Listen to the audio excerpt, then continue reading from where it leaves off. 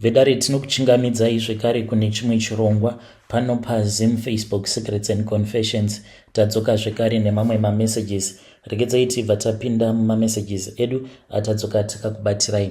Message yedu yekutanga yakamira sekudai so: hanzi makadi zvenyu mukoma, ndinokumbirawo kuti muke muchindiposterawo nyaya yangu makaviga chitupa changu. Ndauyawo pano ndiine confession yangu iyo yandiinayo. Confession yangu yakamira sekudai so: ininiwo mukoma ndiri mudzimai uye zvekare ndine makore 32 years ekuberekwa. I've been living as a single mom for the past 5 years. Zvinhu zvakaoma mukoma nashe. Mumarelationships ndinotopinda like izvezvizvi ndine murume uyo wandiri kudanana naye, but yesh mukoma ndinototanga kutodanana nemurume zvakanaka, but nekufamba kwenguva unobva watoona kutoti zvinhu zvinobva zvazochinja. Munhu anokwanisa kutanga achindiremekedza, but nekufamba kwenguva anenge ava kundichita uye zvekare otondinyeya futi nemafriends angu even nehama dzangu iyeyuyu wandiinaye. Kana amai vangu vakasvika pakundibvunza kuti uri kumboshingirireiko pauri, because munhu asinganyari wekuti anosvika pakukunyeya neni amai vako. So the reason as to why akandinyeya, it was because tainge tambonetsana. So mukuzononetsana paya ndakabva ndazongomuudzawo mamwe mashoko akamubohwa, naiwo achindiudza mashoko ainge achindibohwa. Then akabva azoenda kuna amai vangu mukutsamwa achitanga kundinyeya achinditi ndinogara ndichingocomplaina kuti ivo amai vanogara vachindikumbira mari, in which amai dai kwanga kuri kunzi havasi munhu vanokasika kurizina, tingadai takatotukana naamai vangu. So ingoriwo kiya when it comes to my love life, but ndakazongosvikawo pakuzviudza kuti ndiwo upenyu hwacho hwandiri kutongorarama. So apa ndanga ndichifanira kuti ndinge ndichienda kumusha, but I don't think kuti ndichakwanisa kuzoenda kumusha kwacho nekuda kwezvazoitika mukoma nashe. I don't know why you are taking too long to respond. Please nditsvakireiwo munhu anokwanisa kundibetsera. So mukoma nashe isuwo kubasa tinovhara musi wa12, then takati tavhara ndokubva tachizopiwa mari dzedu dzemabonus. Nekuda kwekuti gore negore tinoti kana tikaisirwa mari dzedu mumakadhi edu emukuru, then iye murungu anobva achizoboekana because tinozodzokera kwaari tichimuudza kuti makadhi edu ari kuramba kuburitsa mari, kana kutoti mari inotononoka kutoreflecta apa tinenge tichida kuenda kumusha, then obva azotipa futi more money on top. Then kana mari dzedu dzareflecta tava kumusha tozotanga kuita matransaction tichizvitumidzira nemukuru tiri kumusha. Saka this time around akabva ati zvekuti tinoramba tichingonetsana tichikweretesana mari, then kana madzoka munotanga kuchema futi muchiti hamuna mari, munenge mava kuda kuti ndizotanga kubata mari yacho kunana February March.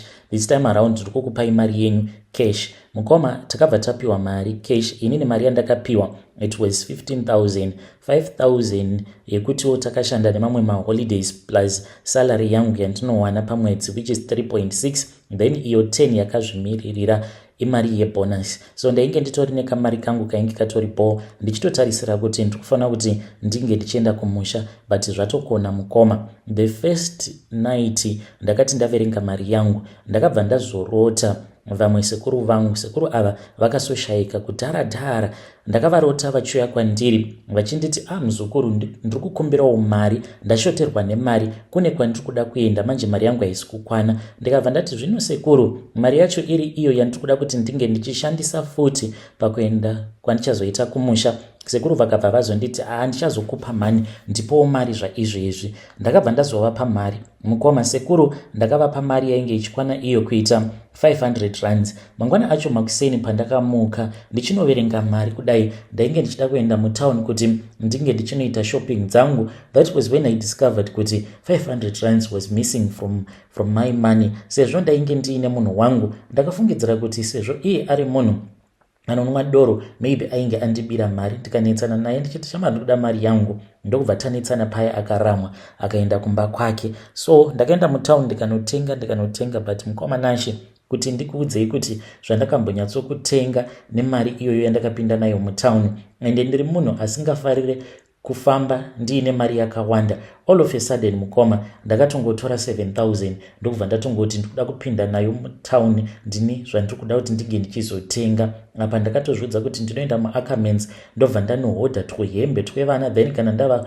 kumba ndobva ndatengesa tuhembe tuya twevana, zviya zvekuti unenge wava kutongosundwa nemhepo kuti unge uchitongotambisa mari. Mukoma ndakapinda mutauni ndiine 7,000 ndakadzoka ndichizotanga kunoverenga ndichitarisa mareceipts ndikaona kuti ndainge ndingori ne10 rand. Ndichitarisa mareceipts kudai ndiye ndichitoona kuti zvishuwa mari yakashanda, but kutanga kuverenga nekutarisa zvinhu zvacho zvaunenge watenga nemari yakawanda kudaro unyazoona kuti zvinenge zvisingamboenderani. Usiku hwacho ihwohwo mukoma ndakabva ndachizorota zvekare. Vamwe bamukuru vangu avo vakasoshaika vakauya kwandiri vakabva vanditi, unoziva kuti kudii mwana wangu, ndikuda kuti ndige ndichitenga mombe. Zvino pane umwe munhu uyo handiti iye ane mombe. Ndikabva ndati mombe iyi iri kuita mari. Vakabva vanditi mombe yacho ndanga ndanzi kana 3.5 inokwana, but problem manje ndikufanira kuti ndige ndichizohaya munhu wemotikari. Ndikati munhu wacho iyeye achazokutakurirai mombe iyi achange achizodawo mari. Vakabva vanditi munhu wacho ari kudawo 3.5 exactly mari iyoyo mukoma yandakaenda mutauni ndikanotambisa ndiyo yandakarota. Bamukuru vakasoshaika kudhara vachindikumbira mari. So mukoma ndiyowo confession yangu yandiinayo pari zvino. Ndodawo kuti mhuri yeZimbabwe inge ichindibatsira. Nhai zvinokonzereswa nei kuti kana ukarota vanhu vakafa vachikukumbira mari, then at the end of the day obva waona kuti mari iyaya munhu yaanenge akukumbira kuhope mari iyoyo inobva yangonyangarika mumba, kana kuti unongopinda mutauni obva wanotambisa mari. Mukomanachi kana mukaposta nyaya yangu ndiziviseiwo ndichange ndichizotevererawo ndiri mucomment section zvekutoti ndige ndichienda kumusha zvatoramba maybe next year. Vedare ndo message iyo yandakatumidzirwa ichibva kuna ichibva kuna vahanzvadzi vedu. Ngatizamei kuti tinge tichitaura navo vahanzvadzi vedu ava mucomment section. Zvakangooma hazvo vedu we. Regedzei tibva taenda panyedu inotevera. Nyedu inotevera yakamira sekudai so. Hanzi makadi zvenyu mukoma, ndinokumbirawo kuti munge muchindiposterawo nyaya yangu makavigawo chitupa changu. Ininiwo ndainge ndichimboenda kuPentecostal, but zvaizvezvi ndakatoregedza kuenda kuchechi kwacho nekuda kwemashoko awo andakaudzwa navamufundisi nezvose zvavakandipfurira kuti ndinge ndichiita. Nemurume wangu tainge tava nenguva tichingonetsana. Takanetsana zvekuti kana iye akasvika pakuti there is no reason yekuti ndirambe ndichienda kuchechi because tiri kungonetsana mumba. So ndakabva ndazoenda kuna vamufundisi ndokubva ndazovaudza kuti mufundisi ndo situation wo iyi yandiri kusangana nayo mumarriage mangu. Vamufundisi vakabva vazoti kwandiri ndichazoita ndichikunamatira. Saka vakaramba vachingondinamatira vamufundisi kudzamara vega vazoti apa hapasina kana marriage, uchiri kuda hako murume wako but marriage hapasisina. So mushure mekunge vandipa that counseling ndega ndakazoona kuti marriage painge pasisina because tainge tava kungoti after 2 days tatotukana tatonetsana. Then ndikabva ndazoramba murume kutaura kudai ndava kugara kwangu iyo murume ava kugara kwake. Then vamufundisi zvavainge voita nanhasi ndo zvavachiri kuita mukoma. Vanoti dzimwe nguva vanokwanisa kundiunzira kagrocery, but pose apa vaingouya nekagrocery kake vobva vandifonera vobva vanditi buda panze unge uchizotora zvandakutengera. But navo vatova nezvivindi zvokuti vanotopaka motikari yavo votopinda mumba mangu tototanga kutoita nyaya. Saka vakazondisvitsa shoko paWhatsApp mukomanashi vakabva vandiudza kuti ivo vanondida. Now I am feeling lonely even though vachingoramba vachindinyenga nekuda kwekuti ndinovanyara. Handisi kana kumbovapindura rafu, ndinenge ndichingovaudza kuti hazviite nekuti muri munhu waMwari. Now I am alone and I regret each and everything. I have to leave my husband because ivo vamufundisi ava vainge vagara vatondichiva nechekare. Mukomanashi kana mukaposta nyaya yangu ndiziviseiwo ndichange ndichizotevererawo ndiri mucomment section. Vedare ndo message iyo yandakatumidzirwa ichibva kuna ndo message yandakatumidzirwa ichibva kuna vanzvadzi vedu. Zvakangooma hazvo vedu we. ngatizame kuti tinge tichitaura navo. Anzi ndakaudzwa navamufundisi kuti chiramba murume wako unge uchizotanga kudanana neni. Pakaipa. Ngatimubetsereiwo mwanasikana uyu mucomment section. Regedzai tibva taenda panyedu inotevera. Nyedu inotevera yakamira sekudai so. Hanzi makadi zvenyu mukoma, ndinokumbirawo kuti munge muchindiposterawo nyaya yangu makavikawo chitupa changu.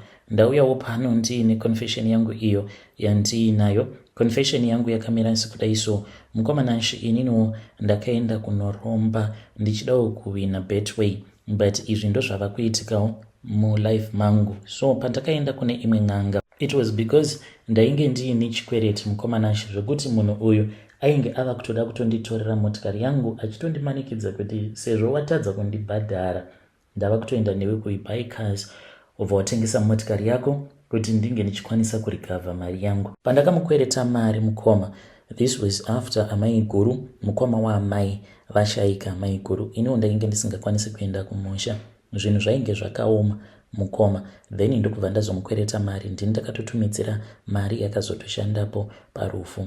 So akazonditi shamwari chindipa mari yangu, ukuwo kubasa ndokubva ndazodzingwa. Zvinhu zvakasvika pakuoma mukoma zvekuti ndaitongoenda kuN1 ndobva ndatongofambawo ndichingopika up mapassengers so that ndingokwanisa kuti ndinge ndichiwanawo zvokudya. Then akazoti anyanyisa kundinetsa mukoma, out of desperation ndopandakabva ndazoenda kune imwe n'anga yemuno muSouth Africa. Saka sekuru ava vakabva vazonditi, sezvo iwe wati waimbopota uchiitawo zveBetway, ndava kuchikurombesa kuti unge uchikwanisa kuzowina neBetway. Saka vakabva vazondipa gonzo, ndo randakaromba naro. Gonzo iri mukoma randikuvadza. Chitsitsinho chose ichi chapera because usiku kana ndakarara paya rinenge richindin'en'ena robva ratanga kunwa ropa, uye zvekare rinofamba richirara nehanzvadzi dzangu, anyone that is related to me by blood. Munhu iyeye rinotoenda rotonorara naye kana ari munhukadzi. So mukoma nashi ndichizouyawo panapa ndikudawo kungoyambirawo vamwe vanhu kunzoko ndichivaudza kuti urombwa hauna pundutso. Iniwo pandakaromba mukoma ndakatombobata mari mufeso yayo yandikamudzosera mari yake, ndikabva ndatangawo business rangu muno muSouth Africa. Ndakazoita partnership neumwewo muIndian. Saka muIndian uyu mukoma atori nemamwe maziconnection aainawo zvekuti dzimwe nguva ndinotongoita mari ndakatongogara ndinotoona mari yatopinda muaccount ndozotomubvunza obva anditi our company yapiwa project rakati ndo maitiro atinenge tichitongoita mari iwawo, but I have no peace at all mukoma. Apa handitendedzwi zvekare kuti ndinge ndichiroora, saka ndinotongogara ndiri ndega, just a single man as a bachelor living a bachelor's life. Mukoma nashi n'anga iyi yakanditi kana ndava kusada chikwambo ichi ndinofanira kuti ndinge ndichizodzokera kwaari, but ndinovatya nekuti vakatombondiudza kuti vakapengesa umwe murume mushure mekunge adzosa chikwambo. So akati achidzosa chikwambo chechiya ndokubva achizotadza kuvabhadhara, then ndokubva vazomupengesa. Saka zvekupenga ini nehangu handidi, but ndakarombawo mukoma, ndakarombera Betway. Vedare ndo message iyo yandakatumidzirwa ichibva kuna mukoma vedu avo. Ngatizamei kuti tinge tichitaura navo mukoma vedu ava mucomment section, asi hanzi ndangouyawo pano kuti ndinge ndichingoyambirawo vamwe vandinongonzwa vachiti vari kuda kuromba. Hanzi hazvina pundutso. I am living just a lonely life as a single man. Handitendedzwi kuti ndinge ndichizoroora. Zvakangooma hazvo veduwe. Regedzai tibva taenda panyedu inotevera. Nyedu inotevera yakamira sekudai so. Hanzi makadi zvenyu mukoma, ndinokumbirawo kuti munge muchindiposterawo nyaya yangu makavikawo chitupa changu. So ndine murume uyo wandiri kudanana naye, saka takatanga kudanana apo paainge achiri kuUK. So akadzoka kuno kuZim, now ava kundimanikidza kuti ndinge ndichita bonde naye, in which inini ndichiri mhandara mukoma nashi. Ndainge ndakamuti kana wandiroora tazochata, that is when we can sleep together. Saka now ari kundipa pressure yekuti ndikufanira kuti ndinge ndichidzokera, and there is no way that we are going to get married in this short period of time. Kana ndazodzoka ndaunganidza mari. Saka iye ari kunditi chirara neni kuti ndinge nichiona kuti zvechokwadi unondida, but ndiri kutya manje kuti munhu uyu anenge ari kuda kungondishandisa mukoma. That is why I am refusing. Ndingamuudzawo sei, ndingamuonesawo sei kuti from my own side I don't think kuti it is necessary kuti tinge tichirara tose, as my own way of proving it to him kuti inini ndinomuda. Kumuda ndinomuda. Why is it he does not want to believe me? Uye zvekare ane kamwe kahunu kekuti anondicontrola. The first thing that he did when I went to his place mukoma, akabva andibvunza pamberi pamai vake kuti zveshuwa wairevesa here kuti uchiri mhandara, in which I felt out of place. Ndokubva ndamupindura zvangu. Takazoti tava tose mukoma ainge akangobata foni yangu kumafacebook, kumainstagram, Twitter, TikTok achindibvunza mibvunzo yakawanda, and iye ari kunditi tinofanira kuti tinge tichirara tose ndisati ndadzokera kuUK. I am scared kuti I'm going to lose this man, sezvandakaudzwawo nefriend yangu, and I am scared because ndakatoita mistake yekuti friend yangu is now in communication my fiance. Apawo friend yangu naiyewo she's still a virgin. I am scared kuti maybe anokwanisa kuzotondi overtake because akanditi uyu munhu uyu kauyu anoratidza kuti ane mari, you are going to lose this man. Isu vamwe tinotonamatirawo kuti tinge tichinyengwa nevarume vakadai. Munhu akadai kunyange asati andiroora I will sacrifice kumuvhurira makumbo. But she was just joking, but now I am scared neadvice yaakazondipa yekuti you are going to lose this guy kana ukasarara naye. I have kept myself all this time. I do not want to lose myself, then munhu over azondiramba after that. Hey vedare, ndo message iyo yandakatumidzirwa ichibva kuna vanzvadzi vedu. Hey pakaipa pressure yacho. Ngatimubatsirei mwanasikana uyu. Hanzi ndiri kutya kuti friend yangu anokwanisa kuzonditorera munhu wangu uyu, ende zvinotoitika manje. Ipapa patori very tricky, but oita sei mwanasikana uyu fiance wako uyu, but if he is not willing to wait, I don't think that he is the perfect guy for you. I mean kuti vedare munozvionawo sei. Ngatizamei kuti tinge tichitaura naye mwanasikana uyu mucomment section.